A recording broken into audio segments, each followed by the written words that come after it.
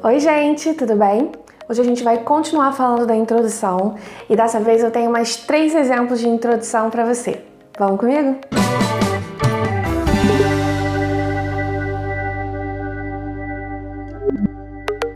Então, galera, nas últimas semanas a gente está falando sobre a introdução, esse parágrafo tão importante no texto dissertativo argumentativo, porque é ele que, afinal de contas, traz a primeira impressão, sobre o seu texto. Nas últimas aulas, a gente primeiro definiu o que é a introdução, falou sobre o que pode e o que não pode fazer na introdução. Se você não viu esse vídeo ainda, para aqui agora, vai lá ver, procura aqui no negocinho e vai lá ver o outro vídeo, porque ele é importantíssimo para a gente entender o que vai ser falado aqui hoje. Na semana passada, a gente viu alguns exemplos, nós vimos 3 exemplos de contextualização e um exemplo de tese. E a gente vai fazer a mesma coisa hoje. A gente vai ver mais uma forma de fazer a tese e mais 3 formas de fazer a contextualização. O tema que a gente está usando como exemplo é como lidar com o excesso de informação, que é um dos temas que a gente lança toda semana nas nossas redes sociais. Se você ainda não viu, dá uma procuradinha lá que você vai achar e vai ter acesso a todas as propostas de redação que a gente lança gratuitamente para você, tá bom? Então vamos conversar aqui. A gente vai ver hoje uma estratégia de tese que é feita para aquele pessoal que consegue escrever a tese primeiro e fazer os argumentos depois, na hora do planejamento textual. Eu não sou muito assim, não. Eu sou mais daquelas que preferem primeiro saber o que vai acontecer no meio do texto para depois escrever a tese, Eu tenho mais facilidade dessa maneira. Mas eu sei que muita gente prefere primeiro escrever a tese. Esse modelo é um bom modelo se esse for o seu caso, Se você gosta de escrever a tese primeiro. O que a gente vai ver nessa possibilidade aqui de construção? Você vai ter uma tese que a gente chama de tese com argumentos implícitos, ou seja, a gente não mostra os argumentos nessa tese. Na hora que a gente está fazendo um planejamento textual, uma boa estratégia para construir a redação em cima desse tipo de tese é a seguinte: a gente interpreta o tema, faz todas as etapas lá direitinho do planejamento textual e na hora de escrever a tese, você primeiro dá a sua opinião. Minha opinião é essa daqui. E aí você se pergunta, por que a minha opinião é essa? Ou quais são essas consequências que eu estou dizendo nessa opinião? Você faz uma pergunta para você mesmo, essa pergunta não vai aparecer no texto. E aí, no seu planejamento ainda, você busca responder a essa pergunta. As suas respostas serão os seus argumentos, tá? Essa é uma boa estratégia também. Então vamos dar uma olhadinha no exemplo, ainda continuando com o tema da semana passada, com uma outra forma de planejamento para aquele tema que a gente trabalhou na semana passada já. Então imagina que você tem essa opinião aí, essa tese. A tese para o tema excesso de informação, a tese que você criou foi: o excesso de informações pode trazer consequências negativas diversas. E aí, o que você vai fazer? Lá no seu planejamento você vai se perguntar: beleza, eu falei que pode trazer consequências negativas diversas, mas quais consequências são essas? E aí você se responde.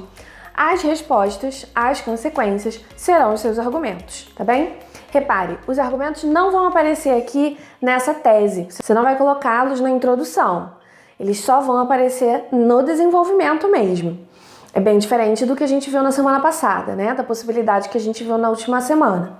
O que você tem que lembrar aqui, que é importantíssimo? Se você não fez o planejamento textual muito bem feitinho, esse tipo de tese pode ser perigosa, tá?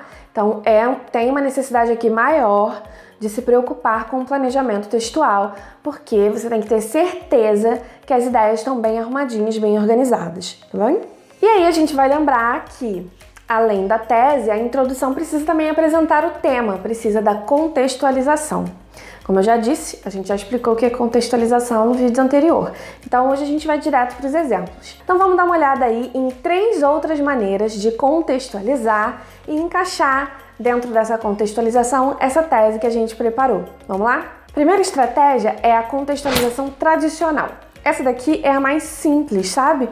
É aquela contextualização bem básica mesmo, com simples frases que falam sobre o tema, frases declarativas, enfim, sem nenhum recurso de criatividade. A gente costuma dizer que essa contextualização é boa caso você não tenha conseguido pensar numa coisa mais criativa, uma vez que esse espaço da dissertação, a contextualização, permite uma criatividade que nem sempre cabe em outras partes do texto. Então, se você não conseguir, tudo bem, faz a contextualização tradicional. Ela também consegue te levar a nota 1000 tranquilamente, desde que bem feita, tá? O que eu recomendo que você evite, já que a gente está falando de uma contextualização tradicional, evita coisas muito clichês apenas, né? Por exemplo, começar com hoje em dia, na sociedade atual, porque não acrescenta nada para o seu texto, então faz com que o seu texto fique apenas cansativo mesmo, tá bom? Então faz o básico, mas faz com temperinho, né? Igual arroz e feijão. Sem tempero não tem graça, bota uma cebola, um alho, um troço para ficar gostoso ali, certo?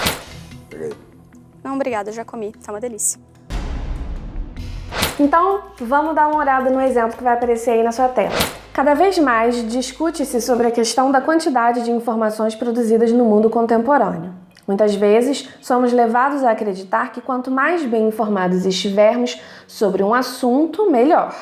No entanto, as informações são produzidas em uma escala tão grande que é humanamente impossível absorver todas elas. Tal excesso pode trazer consequências negativas diversas. Reparem aí, a gente teve uma contextualização com 3 frasezinhas bem simples, comentando sobre o assunto, como ele tem sido muito discutido e e a gente termina falando do excesso de informação. Para evitar a repetição inteira desse trecho, na tese a gente fez uma pequena modificação, colocando ali tal, excesso, né, favorecendo a coesão textual dessa maneira. O outro exemplo que a gente vai ver é de uma contextualização jornalística. Esse tipo de contextualização permite algumas possibilidades, mas a gente costuma dar esse nome principalmente para quando o que a gente faz é contar uma história, né? Já que o texto jornalístico ele é focado nisso, na narração, na contação de uma história, de fatos que acontecem numa determinada sequência. Então, nesse tipo de estratégia aqui, a gente faz uso de uma pequena narração, alerta, pequenininha narração, não é para ficar contando história, a redação inteira, tá? Você conta uma historinha pequenininha que pode ser real ou que pode ser hipotética, tá? Tanto faz. E aí você depois diz o que essa historinha tem a ver com o tema, obviamente, ainda na contextualização, ou seja, ainda antes de apresentar a opinião, certo? Porque não faz sentido você dar a opinião sobre um fato que está sendo narrado. Você tem que dar a sua opinião sobre o assunto. Então, você primeiro narra, diz por que essa coisa que você narrou tem a ver com o assunto, apresenta o assunto e aí só depois vem a tese com a sua opinião. Vamos dar uma olhada no exemplo. Não é difícil imaginar esta cena. Um estudante adolescente se prepara para dormir, mas antes decide checar as suas redes sociais. Horas se passam e, sem conseguir sair do celular, ele percebe que virou mais uma noite lendo informações inúteis. Histórias como essa são cada vez mais normais e a grande quantidade de informações produzidas e divulgadas hoje no mundo é uma das responsáveis por isso. Tal excesso pode trazer consequências negativas diversas. Nesse exemplo aí, a gente optou por uma narração hipotética, né? Vamos combinar, aposto que isso aí já aconteceu com você. Então, isso é uma dica importante também. Quando for dar um exemplo hipotético como esse, pense em algo que seja realmente muito comum e que possa realmente ilustrar aquele tema com facilidade, né? Que você não precisa fazer tanto esforço para ligar aquela historinha com o assunto que está sendo abordado. Lembrando também que você pode escolher, dependendo do tema, um exemplo real, uma história real que foi muito vinculada, que foi muito noticiada, tá bem? Por último, hoje, a gente vai falar sobre a contextualização cultural. Vocês estão carregando um cemitério nas costas, vocês devem estar cansados.